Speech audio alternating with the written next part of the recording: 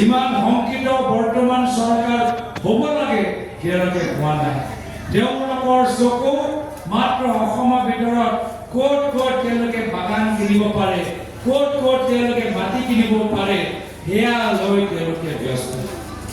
বসুন্ধৰাৰ নামত বাগানৰ শ্ৰমিকসকলক তেওঁলোকে মাটি পট্টা দিব পৰা নাই, কিন্তু নিজে অসমৰ চুকে কোণে এতিয়া বাগান কিনিবলৈ আৰম্ভ কৰিছে।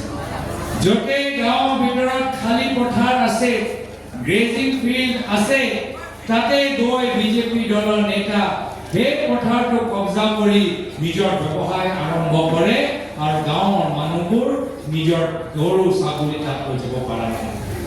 আজি আমাক হিচাপ ল'ব লাগিব যে এইখন চৰকাৰ কিমান প্ৰতিশ্ৰুতি আমাক দিছিল, আমাক কি কৈছিল যে বাগানৰ শ্ৰমিকসকলক ৩৫১ টকা দিব পৰা নাই। বৰ্তমান চৰকাৰ নিমাত আজি কয়লা চিণ্ডিকেট লৈ বিভিন্ন তথ্য ফাদিল হৈছে।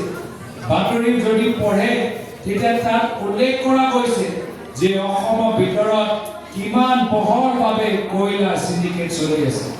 প্ৰত্যেক মাহ ২৫০ কোটি টকা বিজেপি দলৰ লগত সম্পৰ্ক থকা মানুহবোৰে আজি তেওঁলোকে পাই আছে। কিন্তু এই ক্ষেত্ৰত মুখ্যমন্ত্ৰী নিমাত, চৰকাৰ নিমাত আৰু অসম আৰক্ষী কোনো পদক্ষেপ ল'ব পৰা নাই। এতিয়া কি কৰিছে যে এতিয়া অলপ পইচা ঘৰলৈ আনিবলৈ হ'লে তাত এই কয়লা পাথৰৰ কামত তেওঁলোকে সোমাই গৈছে। তেওঁলোকে নিজে চিণ্ডিকেটৰ কামত সোমাবলৈ আৰম্ভ কৰিছে আৰু যাৰ ফলত আমাৰ গাঁৱৰ পৰিৱেশটো বেয়া হৈ গৈছে। গাঁৱৰ ভিতৰত অপৰাধ বাঢ়ি গৈছে, গাঁৱৰ ভিতৰত মহিলাৰ নিৰ্যাতন বাঢ়ি গৈছে। গাঁৱৰ ভিতৰত আমি দেখা পাইছোঁ যে কেনেদৰে যুৱকসকল নিজৰ ভৱিষ্যত ধ্বংসলৈ ঠেলি দিছে। অসমৰ মানুহৰ মাজত যথেষ্ট মিছা প্ৰতিশ্ৰুতি দিবলৈ আৰম্ভ কৰিছে। মোক মনত পৰে যে আমাৰ সভাত যুৱকসকলৰ সংখ্যা বেছি, মহিলাসকলৰ সংখ্যা কম আছিল। যেতিয়া সুধো যে মহিলাবোৰ ক'ত গ'ল, তেতিয়া তেওঁলোকে কৈছিল যে মহিলাবোৰ বিজেপি সভালৈ গৈছে, তাত ফৰ্ম চহী কৰি আছে, ভাবিছে যে লখপতি বাইদেউ হৈ যাব।